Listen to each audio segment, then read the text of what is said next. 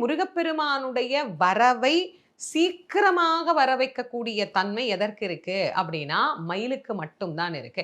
அதனால்தான் நீலச்சிகண்டியில் ஏறும் பிரான் எந்த நேரத்திலும் கோலக்குரத்தியுடன் வருவான் அப்படின்னு அருணகிரி பெருமான் இன்னொரு இடத்துல சொல்றார். மயில் மேல ஏறுனா முருகப்பெருமான் சீக்கிரமா சட்டுன்னு வந்துருவார். அப்ப முருகனை சீக்கிரம் கூட்டிட்டு வா அப்படின்னு சொல்றதுக்கும் எது படிக்கலாம்?